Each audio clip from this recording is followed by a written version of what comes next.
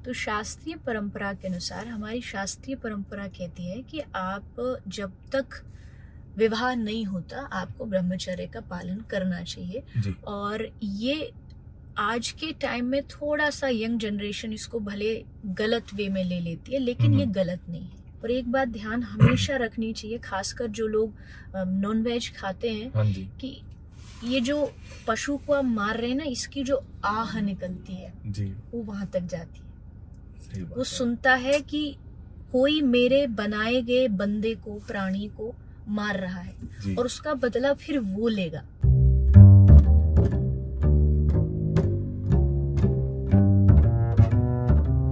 Hello hi दोस्तों, नमस्कार। कैसे आप सब लोग? तो आज का पॉडकास्ट बहुत ही ज्यादा एनर्जेटिक होने वाला है, बहुत ही ज्यादा स्पिरिचुअल होने वाला है, क्योंकि आज हमारे बीच में है देवी चित्रलेखा जी, जिनकी मैं वीडियोस, जिनके मैं भजन सुनता आया हूँ, देखता आया हूँ वीडियोस, और एक एक चीज मेरी जिंदगी में बहुत ही ज्यादा प्रभाव डालती है।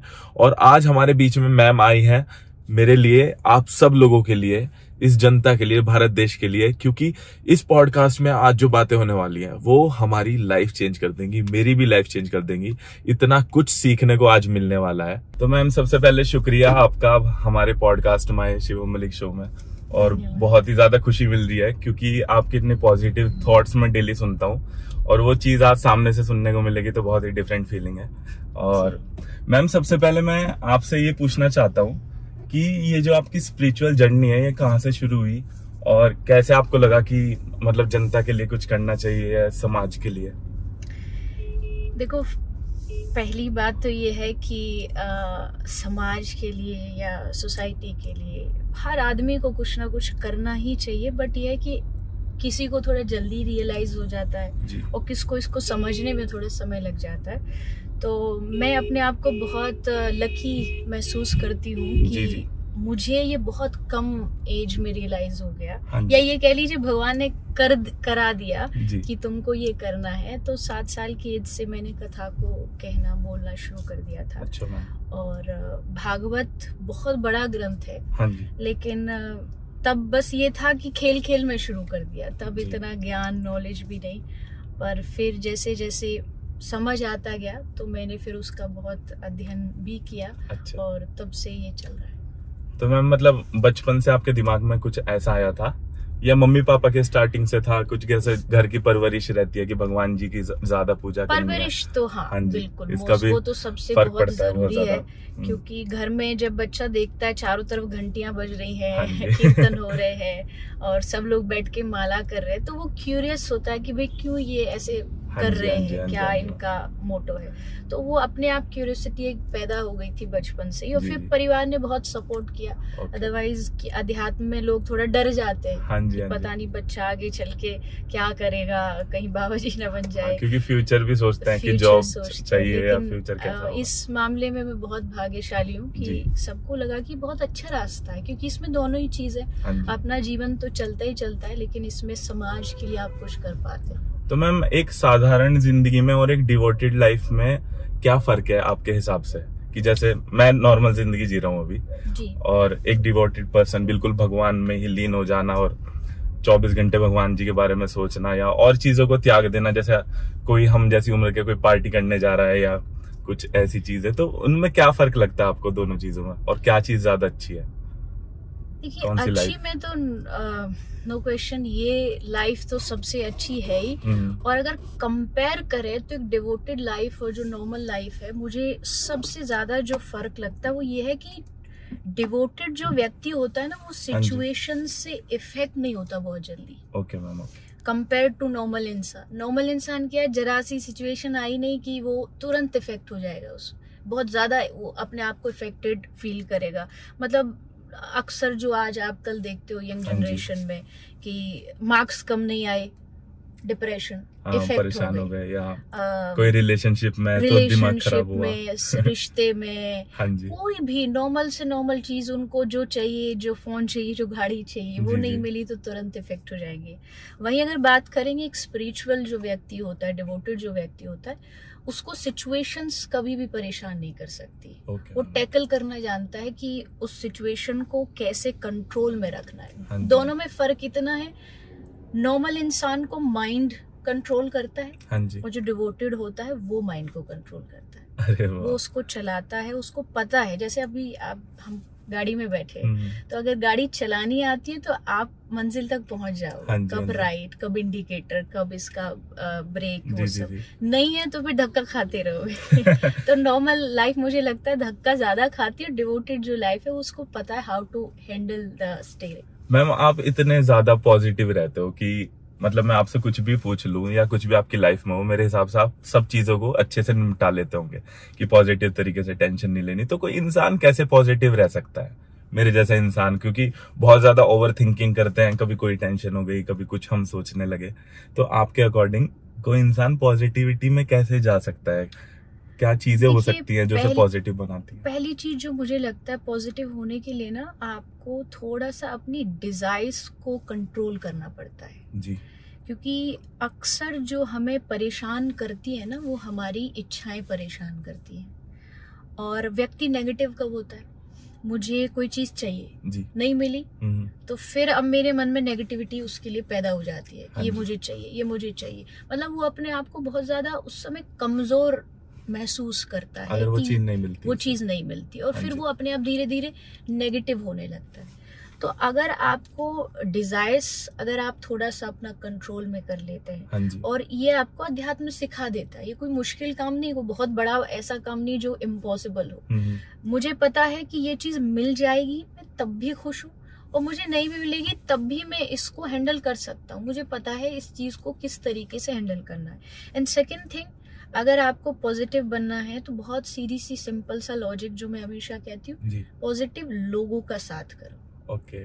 दोस्त पॉजिटिव बनाओ। हाँ जी। रिश्तेदारी में जहाँ लगता हो नेगेटिविटी ज्यादा है दूरी बना लो। सही बात, मैं ऐसे करने लगा मैम। अगर ये चीज आप सीख गए। हाँ जी। कई बार होता है ना, कहाँ रिश्ता बनाना है, तो कई बार ये भी बहुत इम्पोर्टेंट होता है कि कहाँ रिश्ता नहीं रखना है, क्योंकि वो हम भूल जाते हैं अक्सर। क्योंकि दोस्ती कहाँ रखनी है वो बहुत ज्यादा इम्पोर्टेंट होती है। हाँ जी। आपको कहाँ थोड़ा दूरी बना लेनी है, और वो आदमी समझ जाता है। इसके लिए कोई बहुत बड़ी थ्योरी नहीं चाहिए होती। मुझे पता है ये जो वाला दोस्त है ना, इसके साथ जब मैं रहता हूँ, इसके साथ बातें करता हूँ, तो पता नहीं अपने नेगेटिव फील आता है। नेगेटिव, वो हमारी पॉजिटिव जो ऑरा होता है ना, वो भी छीन लेता है, मुझे ऐसा लगता है। तो उनसे दूरी बना लो। उनसे दूरी बना के जो लोग पॉजिटिव है उनसे थोड़ा ज्यादा पास रहो। ठीक है मैम, मैं समझ गया। ये चीजें मैं अपनी जिंदगी में जरूर लागू करने वाला हूँ। और मेरे पापा भी एक बात बोलते हैं, वो हमेशा एक एग्जांपल देते हैं संगति वाली बात का, कि जब आसमान से बूंद गिरती है, वो किसी अगर सांप के मुंह में जाती है तो वो विष बन जाती है, वही अगर किसी पेड़ के पत्ते पे डले तो एक मोती की तरह दिखती है। तो संगति का प्रभाव तो है। तो आपको क्या लगता है, जनरेशन जैसे आप देख रहे हो कि यंगस्टर्स क्या गलतियां कर रहे हैं आजकल जो उनकी लाइफ में बहुत अफेक्ट डाल सकती है आगे जाके? कौन सी वो गलतियां हो रही हैं अभी समाज में जो आप चाहते हो कि रहन दो, तसल्ली में सही हो जाएगा, सब ये चीजें मत करो? यंगस्टर जो मुझे लगता है ना, वो आजकल सोशल मीडिया ने उनको ना हर चीज, एक होता है अंग्रेजी इंग्लिश में एक वर्ड है इंस्टेंट ग्रेटिफिकेशन। हाँ जी। मतलब उनके भीतर पेशेंस धीरे धीरे खत्म हो गया, धैर्य नहीं है। एकदम चाहिए सारी चीजें, एकदम चाहिए सारी चीजें। कोई भी चीज आती है, नई कोई मशीन आती है या कोई रिश्ता चाहिए तो चाहिए ही, अदरवाइज तो वो परेशान हो जाएंगे। तो ये जो पेशेंस की कमी, और मुझे लगता है इस दुनिया में ना सफल वही आदमी हो सकता है जिसके भीतर धैर्य होगा। पेशेंस होना चाहिए, पेशेंस होना बहुत जरूरी है। वो खोया है आज जो यंग जनरेशन है, उसने पाया तो बहुत कुछ है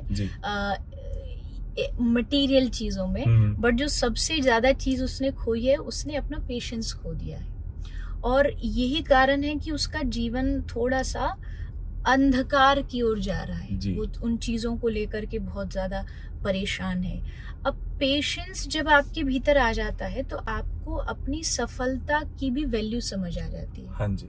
जो आदमी जिसने पेशेंस से सफलता पाई होगी ना, आप कभी भी उसको देख लेना, उसके भीतर कभी घमंड नहीं होगा। हाँ जी मैम, ये सच ईगो नहीं होगी, क्योंकि उसने एक लंबे समय तक उसको पाने के लिए मेहनत की है। और जो आदमी जो इंस्टेंट मिल गया, नेम फेम, तुरंत एक वीडियो चला और एकदम शॉर्टकट से सब चीज आ गई, से मिल गया, तो उससे वो फिर उसकी सफलता वो कंटिन्यू नहीं रख पाता है। क्यों? क्योंकि उसके भीतर ईगो आ जाता है। उसे अचानक से मिला है, उसने परिश्रम भी, मेहनत भी ज्यादा नहीं की उसको पाने के लिए, और अब उसको भाग दौड़ लग जाती है। जैसे अब हम सोशल मीडिया पे, तो मैं उसी का एक उदाहरण दे रही हूँ। ये एक वीडियो चली, बहुत ज्यादा लोगों ने सुन ली।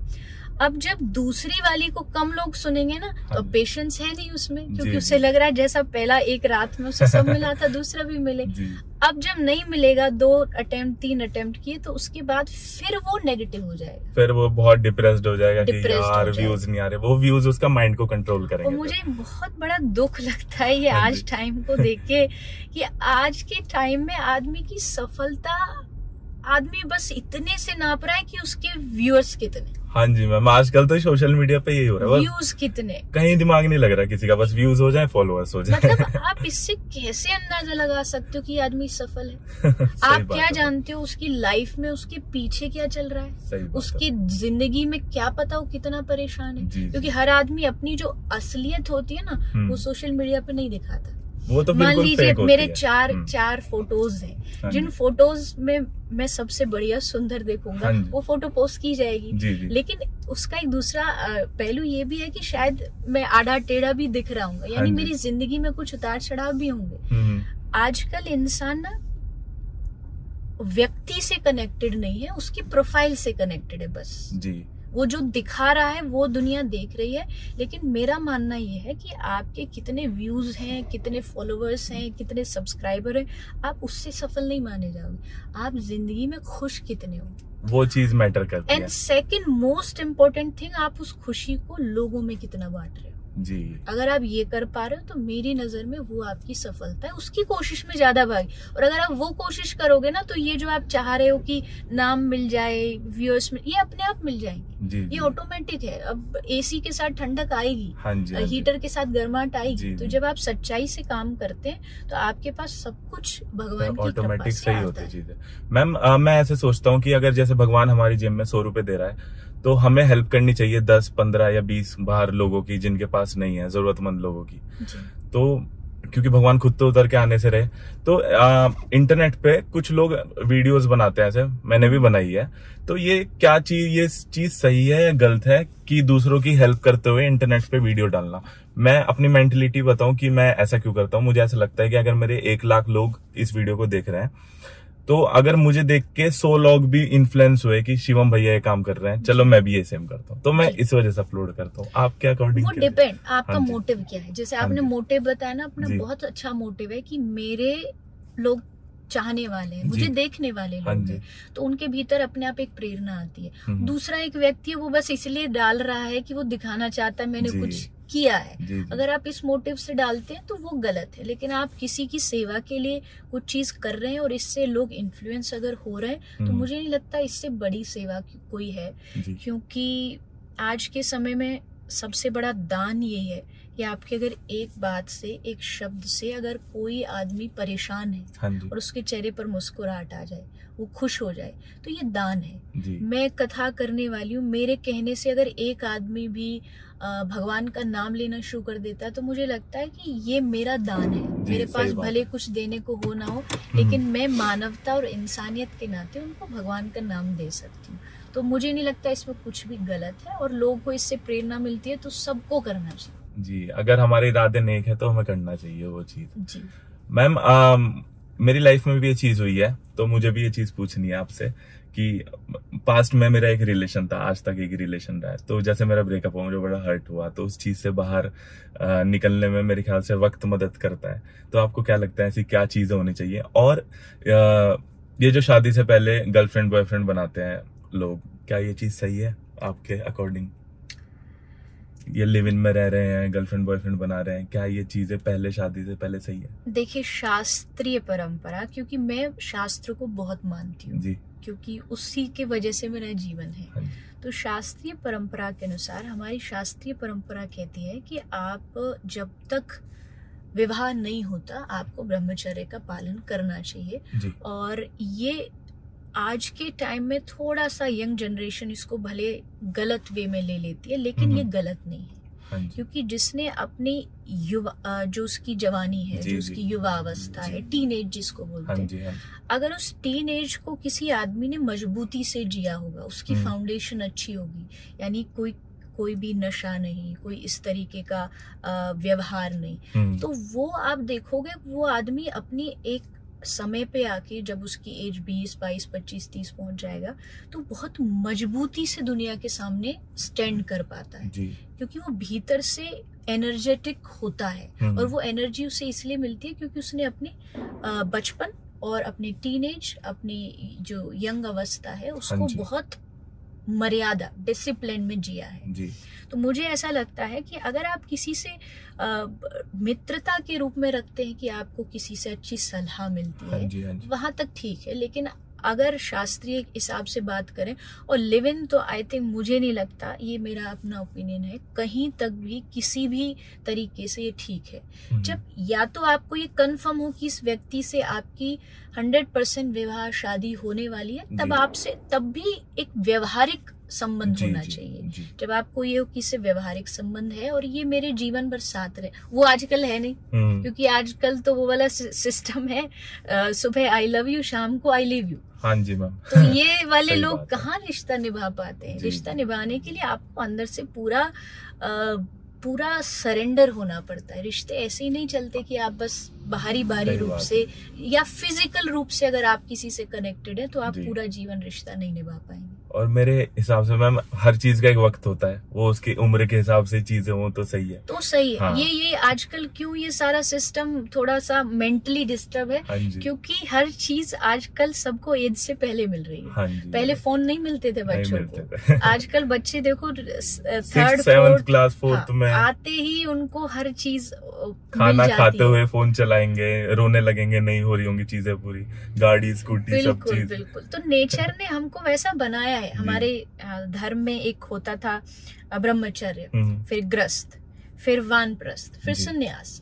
तो ये कैटेगरीज होती थी। कैटेगराइज क्यों किया गया था? क्योंकि एक सिस्टम है, सिस्टम को तोड़ोगे तो फिर उसका रिजल्ट भुगतना पड़ेगा, और आज कहीं ना कहीं वो हो रहा है। जी सही बात है मैम। आपकी लाइफ में कोई सबसे बेस्ट मेमोरी आपकी क्या रही है कि आपको लगता है कि वाह यार वो दिन सबसे बेस्ट था, या आप सब जब सोचते हो आप खुश हो जाते हो अंदर ही दिल में, क्या चीज रही है? वैसे तो मेरा हर दिन बहुत अच्छा होता है। मैं ये मानती हूँ कि जो आज को खुश रह के जी पाता है, जो आज को अच्छे से जी पाता है, उसका हर दिन अच्छा हो जाता है, आज भी, कल भी, और उसका फ्यूचर भी।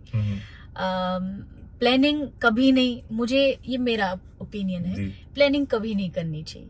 अच्छा। इतनी एक प्लानिंग रखो कि हाँ मुझे यहाँ तक जाना है, जैसे मेरा उद्देश्य, मुझे इस जन्म में भगवत प्राप्ति करनी है, बस। अब इससे आगे मैं ये भी कर दूं, वो भी कर दूं, ये सब चीजें कभी कभी भगवान के हाथ में छोड़ देनी चाहिए। हाँ। और जब आप उसके हाथ में छोड़ते हो ना, तो वो होता है जो आपकी सोच से बहुत ऊपर होता है, सोच से बहुत परे होता है। और वो मैंने अपने जीवन में कई बार फील किया है, अनुभव किया है।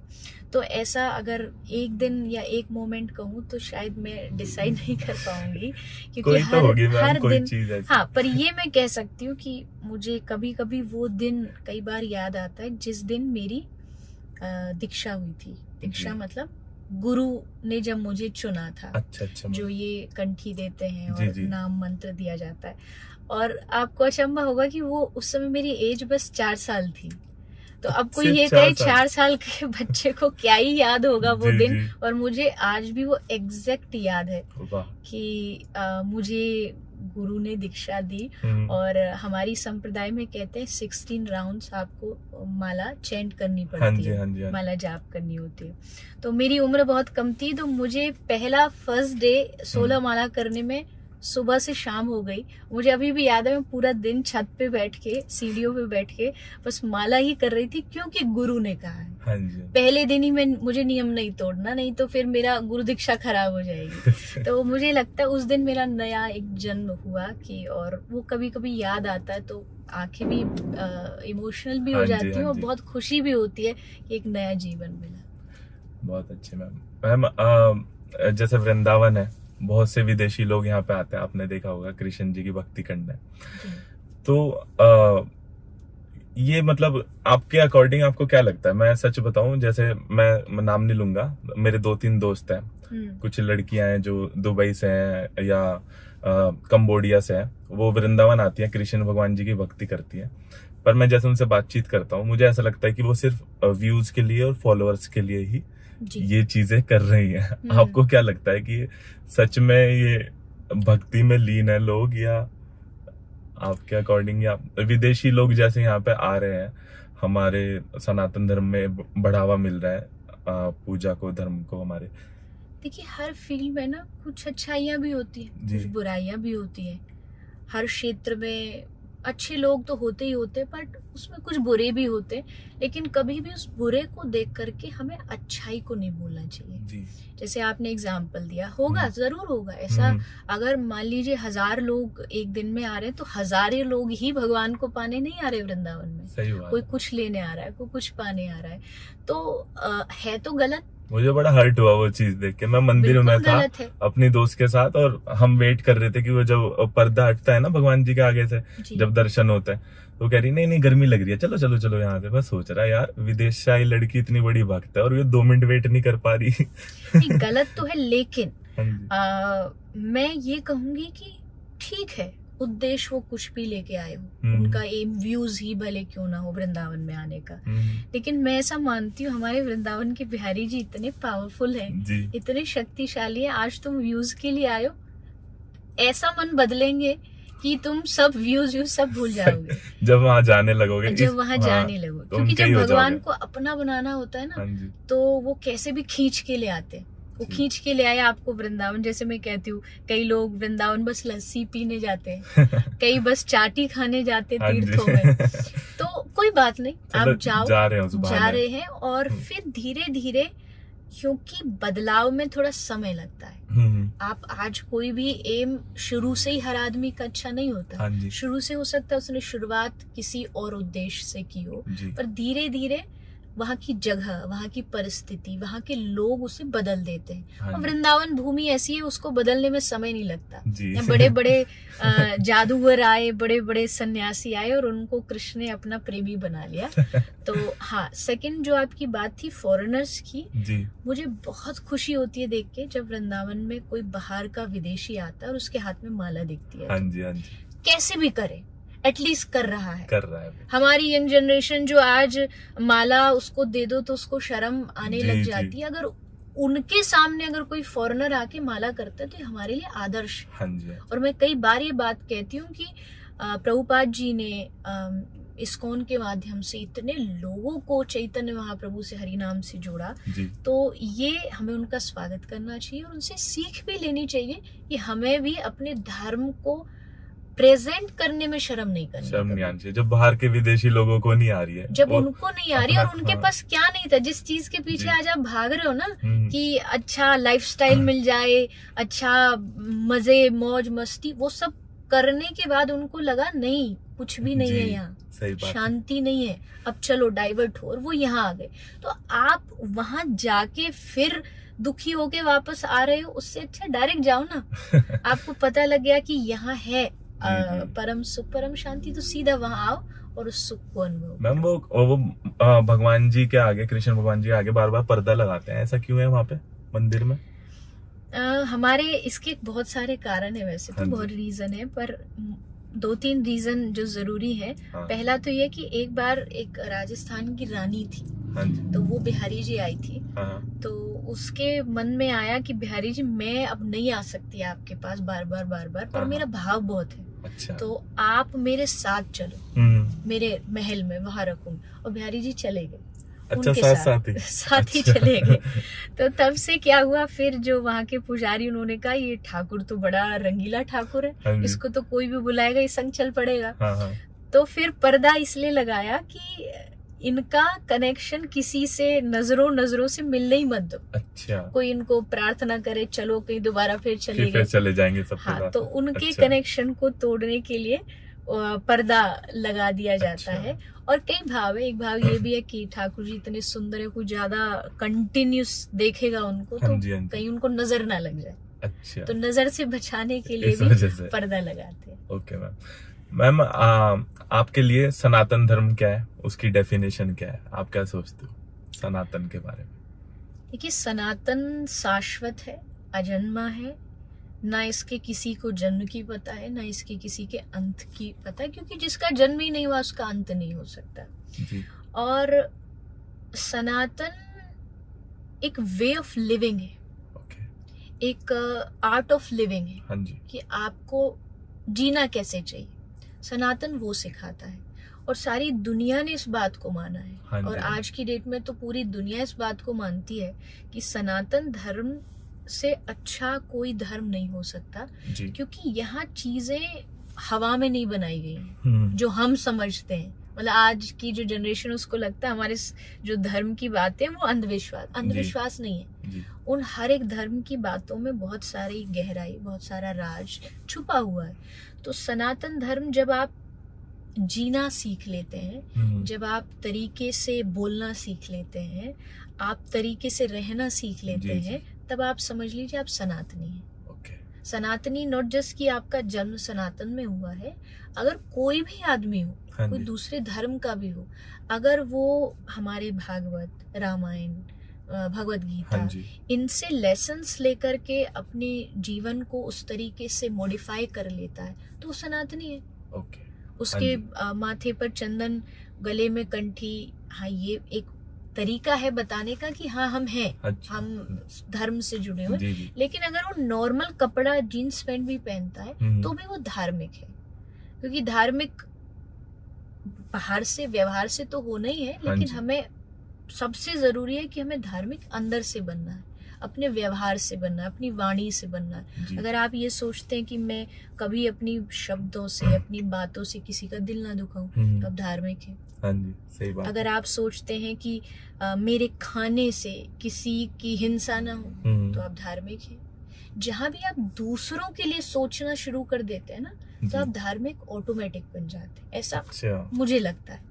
सही बात है मैम। और मैम कुछ लोग हमारे धर्म में भी या पूरी दुनिया में भी या कोई एग्स खाते हैं, चिकन खाते हैं, आपको लगता है ये चीज सही है या पाप है बहुत बड़ा? सही तो किसी एंगल से नहीं है। इससे प्रोटीन मिलेगा, पाप कुछ नहीं हो। नहीं, ये सब बेकार की बातें हैं।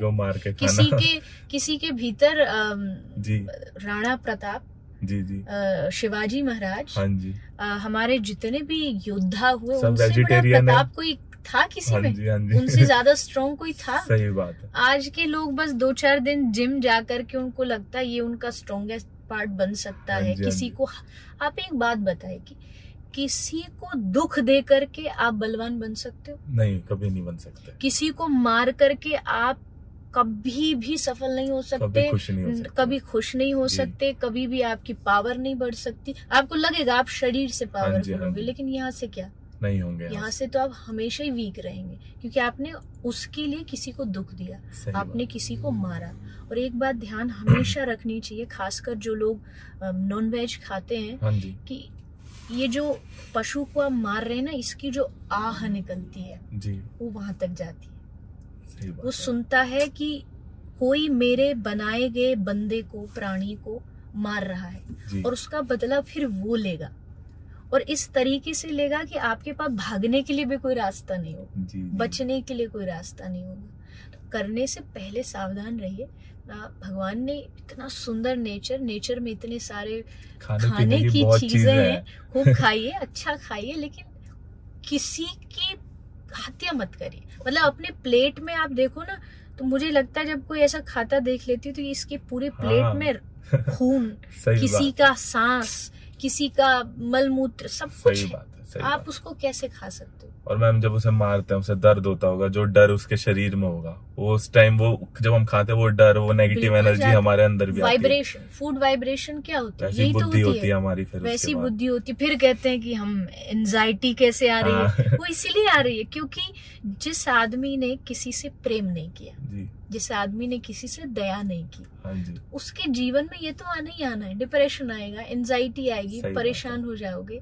तो अगर अच्छा, एक इसका ये भी है, बहुत सारे लोग कहते हैं हम छोड़ना चाहते हैं पर नहीं छोड़ पा रहे, तो मैं उसका सोल्यूशन एक ही बताती हूँ। जो नॉनवेज छोड़ना चाहता है, एक ही सोल्यूशन है, किसी भी जगह कोई भी पशु हो, या तो मुर्गा हो या कोई जिसको भी आप खाते हैं, उस जिंदा प्राणी के साथ 5 मिनट जाकर के टाइम स्पेंड करिए।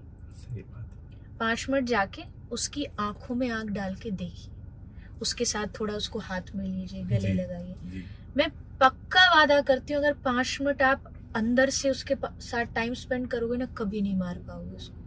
आपको उससे प्यार हो जाएगा, आपको लगेगा ये इतना हंसता खेलता है, इसको कैसे मैं अपने भीतर समा सकता हूँ। सही बात है। वहां जाओ, किसी गौशाला जाओ, किसी एनिमल शेल्टर में जाइए, वहां जा करके उनके साथ टाइम स्पेंड करिए, ऑटोमेटिकली नॉनवेज छूट जाएगा। जब पता लगेगा वो उस प्यार का, और उसे ही खाना जिससे आप प्यार कर रहे हो, फिर मन ही नहीं करेगा अंदर से ऐसी चीज। मैम, आपके लिए हार्ड वर्क और स्मार्ट वर्क क्या है? मतलब कोई मेहनत करते हैं, पर कोई ऐसा होता है जो मेहनत कम करते हैं और दिमाग का इस्तेमाल करते हैं, और फिर बोलते हैं किस्मत ने साथ दिया।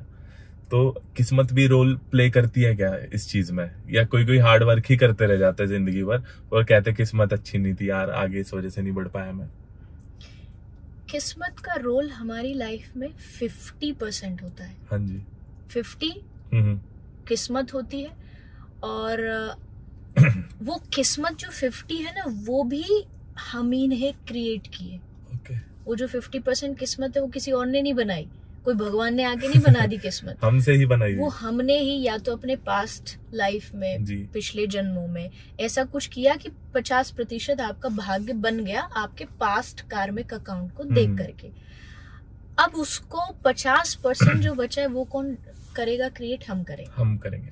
मान लीजिए किस्मत क्या होती है, बहुत इजी वे में समझना हो, आप किसी डॉक्टर के पास गए, आपने चेकअप कराया, उसने कहा कि आपका जो शुगर लेवल है एकदम बॉर्डर पर है, छोड़ दीजिए मीठा खाना, अदरवाइज आपको डायबिटीज हो जाएगी। प्रेडिक्शन, किस्मत क्या है? प्रेडिक्शन। बट अब उस प्रेडिक्शन को रियलिटी में लाना है नहीं लाना, वो हम पे डिपेंड करता है। मुझे पता है मेरी शुगर लेवल बॉर्डर पे, छोड़ दी मैंने मीठा खाना, और वो अपने आप डाउन हो जाएगी। अपनी किस्मत खुद ही सही कर ली, खुद ही सही कर ली, अपने हाथों में थी ये चीज। किस्मत मुझे लगता है कि एक प्रेडिक्शन होती है, बट प्रेडिक्शन कभी भी कंफर्मेशन की गारंटी नहीं है। प्रेडिक्शन चेंज हो सकती है अगर आप उसको सही से टैकल करें। हम अच्छे से जब चीजें सही करते हैं तो हमारी लाइफ भी सही होगी। तो किस्मत, हाँ मैं ये भी जरूर कहूंगी, कई बार ऐसा होता है, हमें देखने को मिल जाता है ना कि इस आदमी ने तो कुछ भी नहीं किया था, और देखो कहाँ से कहाँ पहुंच गया, एक रात में स्टार बन गया। एक किस्मत है। किस्मत तो है, लेकिन वो किस्मत भी इसी ने कुछ ना कुछ अपने, या तो पास्ट लाइफ में कुछ करा है, या इस लाइफ में, या वो अच्छे कर्म करता है पहले किया है, जो उसको हम नाम दे देते हैं किस्मत का। तो अगर आप भी चाहते हैं आपकी किस्मत अच्छी हो, आपका लक अच्छा हो, तो बस अपने कर्मों पर ध्यान दीजिए। अपने कर्म और अपनी आदत, हाँ जी, ये 2 चीज अगर आप बदल लेते हैं तो आप अपनी जो भविष्य और अपना लक अपने आप ठीक कर लेते हो। मैम, मेरा सोचने का तरीका ऐसा है, जब भी मैं किसी इंसान से बात करता हूँ, किसी के लिए कुछ करने जा रहा हूँ, मैं हमेशा सोचता हूँ कि जब मैं किसी के लिए कुछ करता हूँ, अच्छा या बुरा या कुछ भी मेरे दिमाग में जो चीज आती है, मैं सोचता हूँ अगर इस इंसान की जगह मैं खड़ा हूँ तो मुझे कैसा फील होएगा। तो मैं अपने ऊपर लेता हूँ हमेशा सारी बातें, अगर मैं उसकी जगह हूँ। ये तो बहुत अच्छी चीज, ये लोग सोचते नहीं ना आज के जमाने में। हर रिश्ते में मुझे लगता है सबसे बड़ी परेशानी यही है। अगर हर रिश्ते में कोई ये सोचने लग जाए ना कि मैं इसके साथ जो बिहेवियर कर रहा हूँ, अगर ये आदमी मेरे साथ करने लग जाएगा तो मुझे कैसा लगेगा, कितना बुरा फील होगा। ये शब्द जो मुझे कह रहा है, ये शब्द अगर घूम के मेरे पे आ गए तो कैसा लगेगा। लेकिन लोग उस चीज को सोचते नहीं है। ऐसा सोचना चाहिए, इसको सोचेंगे तो आधे जो कॉन्फ्लिक्ट है ना वो हल हो जाएंगे, वो खत्म हो जाएंगे। पर आज जो रिश्ते हैं, मुझे लगता है हर एक रिश्ते का जो पासवर्ड है अच्छा चलने का, वो है विश्वास। हाँ जी, ट्रस्ट। सही बात है, भरोसा। अगर वो आपने खो दिया है ना किसी भी रिश्ते में, संबंध में, तो आप कभी भी रिश्ता नहीं चला पाते, आप कभी उसे आगे नहीं बढ़ा पाओगे। तो उस विश्वास के लिए, भरोसे के लिए आप दोनों की अंडरस्टैंडिंग बहुत जरूरी है। कोई भी रिश्ता, A to Z दुनिया में हर प्रकार के रिश्ते हैं। मैंने एक लाइन बहुत प्यारी सी सुनी है पूज्य बापू से, मुरारी बापू जी से। वो एक शब्द कहते हैं कि आजकल लोग कहते हैं I love you, I miss you, लेकिन उनको अगर ये कहना शुरू कर देना आई अंडरस्टैंड यू, हाँ जी, तो ये सारे कॉन्फ्लिक्ट खत्म हो जाएंगे, चीजें सुधर जाएंगी, सही सीधी हो जाएंगी। आजकल लोग ना एक दूसरे को समझते नहीं है, सिर्फ वर्ड्स बोल देते हैं। लव यू कहना बहुत बड़ी बात है और 2 मिनट के अंदर कह के या तो किसी का पागल बनाते हैं। आजकल तो मैम ऐसे ही हो रहा है अंडरस्टैंडिंग नहीं। अंडरस्टैंडिंग मुझे लगता है understanding is an art and not everyone is an artist. Yes ma'am, yes. Artist बनना पड़ता है आपको, संबंधों को सुधारने के लिए उनमें अच्छाई लानी पड़ती है। तो वो आप लाएंगे तो आपके संसार के संबंध तो मुझे लगता है बहुत छोटे मेरी नजर में।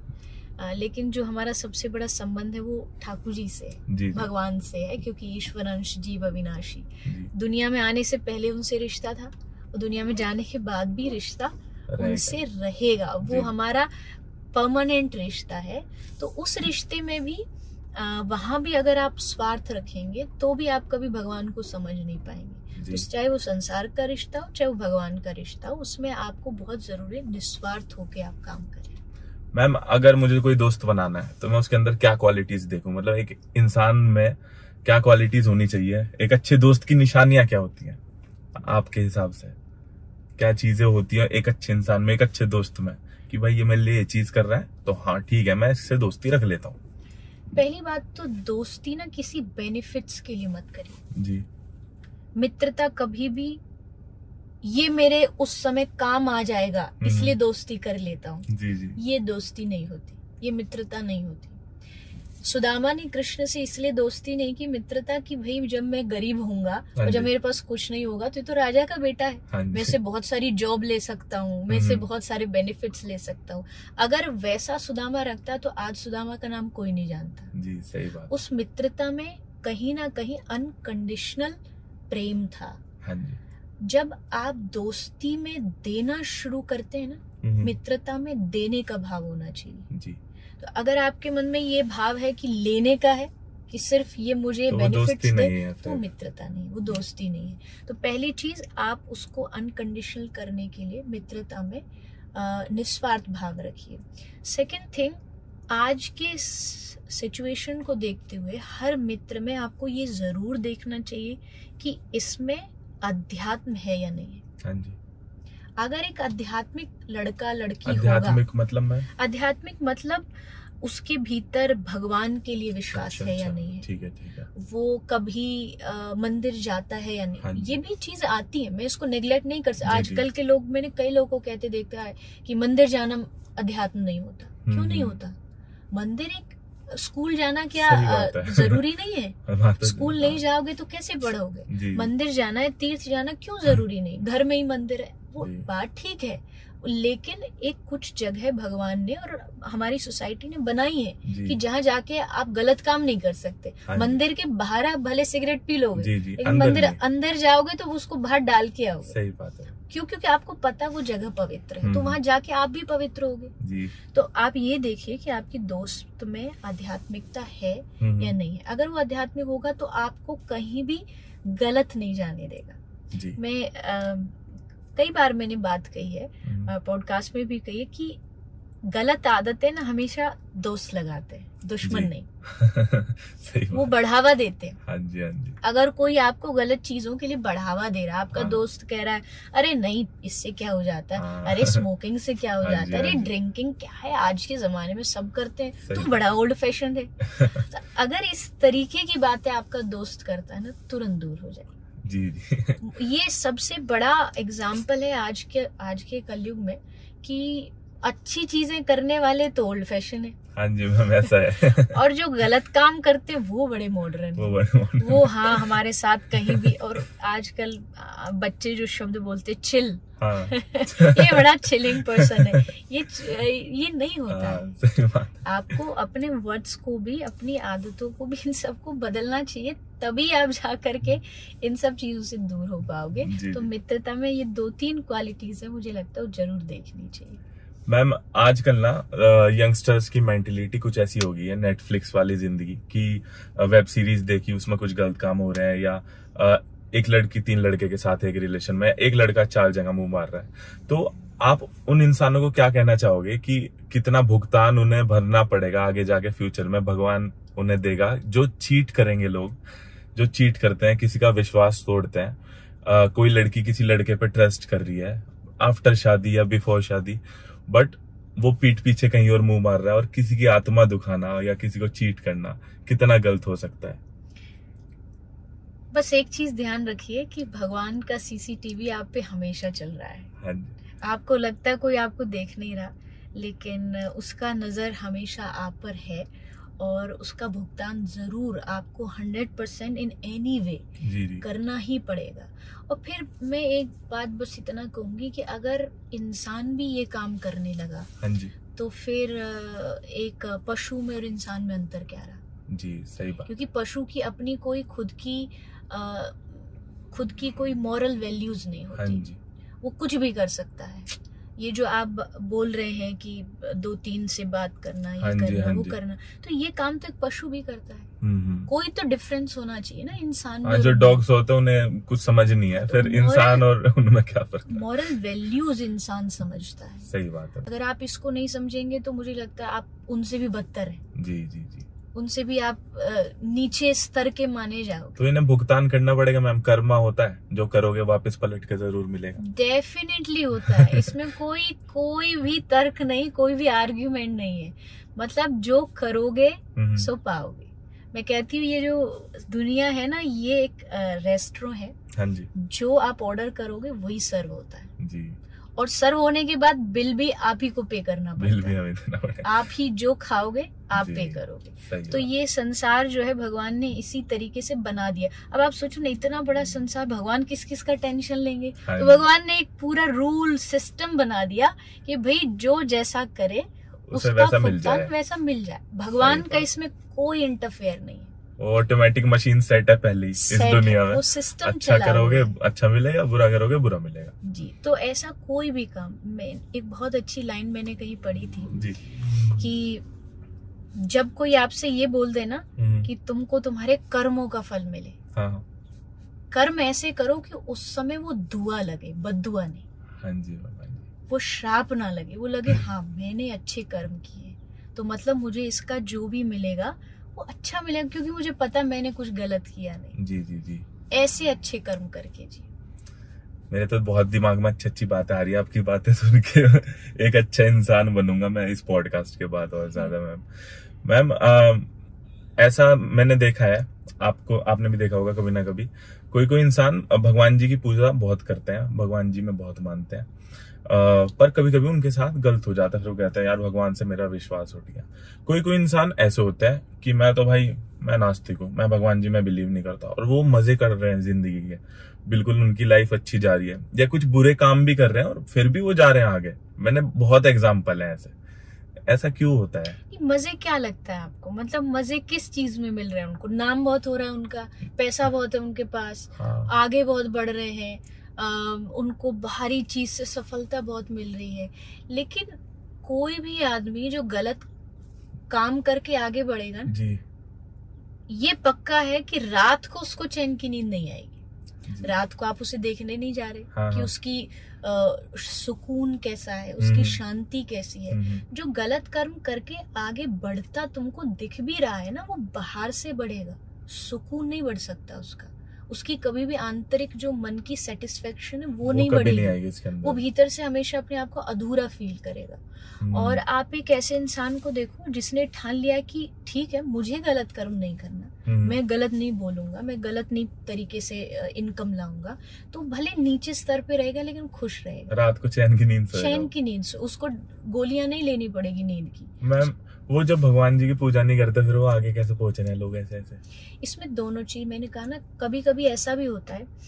एक बहुत प्रसिद्ध दार्शनिक हुए हैं जी। उनकी एक इंग्लिश में एक बुक है the U turn of life. अच्छा। The U turn of life में क्या बताया गया, जो एग्जैक्ट आपका क्वेश्चन है कि मान लीजिए एक यू शेप का पाइप है, उस यू शेप के पाइप में हाफ में पाप है जी, आधे में पुण्य है। ठीक है। अब क्या हुआ कि इस लाइफ में, ये हमारे पिछले लाइफ के पाप और पुण्य, अब इस लाइफ में कोई और ज्यादा पुण्य कर रहा है, हाँ जी, तो उसके पुण्य जिस तरफ पुण्य वाली साइड है उस तरफ डिपॉजिट हो रहा है जी। और जिस तरफ पुण्य डिपॉजिट होगा तो ऑटोमेटिकली जो पाप है वो उससे ओवरफ्लो होगा, यानी बाहर निकलेगा और वो दिखेगा। निकलता हुआ। जी। मान लीजिए कोई पुण्य पुण्य करता आ रहा है, तो अब बाहर क्या दिखेंगे उसके पाप, क्योंकि वो खत्म हो रहे हैं, वो निकल रहे हैं उसकी लाइफ वो से। वो डिस्ट्रॉय हो रहे हैं। तो आदमी दिखेगा ये तो इतना अच्छा है, फिर भी इसके साथ गलत हो रहा है, क्योंकि उसके पाप खत्म निकल हो रहे हैं उसकी लाइफ से, जा रहे खत्म हैं। पाप भरता जा रहा है, भरता जा रहा है, भरता जा रहा है, तो पुण्य बाहर आ रहा है। पुण्य बाहर दिखना है तो उसकी अच्छी लाइफ। अरे बड़ा अच्छा लाइफ है, पर हमें ये नहीं दिख रहा है कि अब वो अपनी लाइफ को फुल कर रहा है किससे, गलत काम से, और उसकी एंडिंग गलत होगी। एंडिंग गलत हो, क्योंकि उसकी अब पूरी जो जीवन की जो स्ट्रक्चर है पूरा पाप से भर गया। अब कोई चांस नहीं है उससे बचने का। तो मुझे लगता है ये बुक मैंने पढ़ी थी और इससे एग्जाम्पल ये इससे बढ़िया आंसर नहीं हो सकता। हाँ, कि जो हमें दिखाई देता हमेशा वो नहीं होता है। कभी कभी उनके जीवन में इतना कुछ बुरा होता है जो हम, और मैंने देखा है, हाँ जी, पर्सनली देखा है, क्योंकि एक आध्यात्मिक जो व्यक्ति होता है ना, उसके पास लोग कहीं ना कहीं अपनी सच्चाई बता देते हैं, रोते हैं कि हमारे जीवन में ऐसा दुख है। और अच्छे अच्छे लेवल के लोग को देखा है और उनको देख के लगता है इनके पास इतना सब कुछ होते हुए भी अगर ये आदमी इतना दुखी है तो मतलब कहीं ना कहीं कर्म तो काम करते हैं। जी, वो तो काम करते हैं। बाहरी चीजें आपको हमेशा सुख नहीं दे सकती। आप भले एसी में बैठे होगे, लेकिन अगर आप मन से दुखी हो ना, तो आप भीतर से जल रहे होगे। जी जी। बाहरी चीजें आपको एक हद तक थोड़ा टाइम, लिमिटेड टाइम के लिए सुख होगा। हाँ, तो अगर आपको अंदर से सुखी होना है तो अपने अंदर के कर्मों को अच्छा करें। मैम, कुछ ऐसे उपाय हैं जो हम भगवान जी को खुश कर सकते हैं एकदम? कुछ ऐसी बात है जिनसे भगवान जी प्रसन्न हो जाए? सब चीजें भगवान की प्रसन्नता दो ही चीजों में। पहली चीज, उनको याद रखो। हाँ जी। उनको कभी भूलना नहीं, किसी भी सिचुएशन में नहीं भूलना। दुखी हो तब भी याद रखो, सुखी हो तब भी याद रखो। भगवान का नाम कहीं ना कहीं आपकी जुबान पे चलता रहना चाहिए, पहली चीज। और दूसरी चीज है कि उनके बनाए गए इस दुनिया और दुनिया के जो प्राणी हैं, जो लोग हैं, उनसे प्रेम करो। अच्छा। ये क्योंकि सिया राम में सब जग जानी, सब में भगवान का दर्शन करोगे तो कहीं भी किसी से दुश्मनी नहीं हो पाएगी। जी जी। एक्सट्रीम लेवल पर जो हम होते हैं ना कि इसका तो मैं बिगाड़ दूंगा, इसका तो मैं ये कर दूं, क्योंकि मुझे पता है इसमें भी मेरे ठाकुर जी हैं। तो अगर ये कर रहा है तो कहीं ना कहीं वो करा रहे हैं तब हो रहा है, अदरवाइज इसकी क्या हिम्मत ये कर सके। तो उनकी बनाई गई प्रकृति और प्रकृति के लोग सबसे प्यार करो और उनका नाम लेते रहो। भगवान इसी में खुश हो जाएंगे। वो आपसे पैसा नहीं चाहते। और मैं कथा में बोलती, तुम क्या पैसा दोगे भगवान को? ये जो लोग जाके मंदिरों में बोलते हम तुम्हारा भंडारा कर देंगे, तुम लेके आए थे क्या साथ? जो आप भगवान को एहसान दिखा रहे हो, सोने का मुकुट चढ़ा दिया, दे रहे हो, अच्छी बात है, बट ये सोच के ना दो कि आप भगवान को दे रहे हो। अरे भगवान आपको दे रहा है, जी, आप उसका खा रहे हो, सांस भी उसकी उधारी ले रहे हो। एक सेकंड में अगर प्रकृति ने ऑक्सीजन रोक दिया तो खत्म सारी दुनिया। कहाँ लेके जाओगे पैसा? कौन कहेगा कि आप देने वाले? देने वाला ऊपर वाला है। तो उसको जो दे रहा है उसको कभी भूलिए मत किसी भी सिचुएशन में। सूरदास जी कहते, मौसम कौन कुटिल खल कामी, जिन तन दियो ताही बिसरायो, ऐसो नमक हरामी। मतलब इससे बड़ी नमक हरामी क्या होगी कि जिन तन दियो, जिसने हमें शरीर दिया, मन दिया, बुद्धि दी, उसी को भूल दिया। इससे बड़ा नमक हरामी क्या हो सकता है? सही बात है। तो ये कभी नहीं करना। हर पल भगवान को याद रखना, नहीं तो जीवन में दुख ही दुख मिलेगा, और भगवान होंगे तो दुख भी सुख में बदल जाएगा। जी मैम, सही बात। तो मैम सच में बहुत अच्छा लगा आपसे बात करके। आप आए हमारे यहाँ पे पॉडकास्ट में, और मेरी जनता को इतनी हेल्प मिलेगी, क्योंकि मैं भी मोटिवेशनल वीडियोस बनाता हूँ। मैं भी चाहता हूँ कि मेरी वीडियो से किसी को कुछ ना कुछ लाइफ चेंज हो। और आपने तो बिल्कुल ही ये इतने सारे क्वेश्चंस जो मैं पहले से लिख के लाया था, इनके सबके जवाब देके अच्छे से मेरी जनता को बहुत हेल्प मिली होगी। और शुक्रिया मैम। और लास्ट में ना हम अपने पॉडकास्ट में एक चीज रखते हैं कि मैं जब से आपसे क्वेश्चन पूछे जा रहा हूँ, आप मुझसे कुछ भी क्वेश्चन पूछ सकते हैं अगर आपके दिमाग में है तो। मेरे दिमाग में वैसे तो चलिए, आपका वो एक परंपरा है तो वो जरूर हम नहीं, कोई नहीं, आपका मन नहीं है तो नहीं, बिल्कुल। आज के समय कोई देख के मुझे लगता है सारी दुनिया इतनी दुखी है, इतनी परेशान है, तो आपकी नजर में आपके दृष्टिकोण में सुखी जीवन क्या है? मतलब क्या लगता है कि आपको जीवन, सुखी जीवन, ये चीज होने से मेरा जीवन सुखी हो जाएगा? सुखी जीवन सबसे पहले तो मम्मी पापा सामने दिखते रहे, घर परिवार वाले जिनसे प्यार करते हैं। उससे भी ज्यादा सबसे जरूरी है कि सबकी हेल्थ बिल्कुल सही रहे, घर वालों की या मेरी मम्मी पापा की या घर परिवार में जो भी भाई बहन है, क्योंकि शरीर सबसे पहले है। और पैसा भी जरूरी है पर शरीर सबसे ज्यादा जरूरी है। कि बस यही है मेरे लिए तो सुखी जीवन, और दिमाग से पीस रहे, शांति रहे लाइफ में, और बस बहुत अच्छा पार्टनर मिल जाए भगवान से यही कामना है कि आपको आनंदमय जीवन मिले। जी जी। सुखमय जीवन और आनंदमय जीवन, मैं हमेशा कहती हूँ दोनों में अंतर तो जरूर है, क्योंकि सुख टेम्पररी होता है, आनंद परमानेंट होता है। तो आप जो चाहते हैं वो आपको मिले, और साथ में भगवान को लेके साथ चले, ताकि हमारा वो जीवन आनंदमय हो सके। और दोस्तों, वीडियो कैसी लगी जरूर बताना कमेंट बॉक्स में। और बहुत अच्छा लगा मैम से आज मिलके।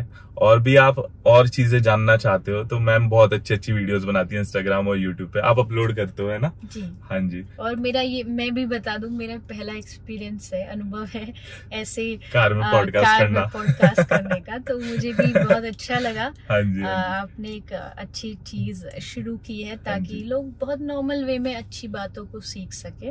तो मेरा फर्स्ट एक्सपीरियंस और बहुत अच्छा रहा। Thank you so much ma'am, thank you so much. तो मैम के इंस्टाग्राम और यूट्यूब नीचे डिस्क्रिप्शन में लिंक है। और दोस्तों, मिलते हैं अगले पॉडकास्ट में। ध्यान रखना अपना, टेक केयर।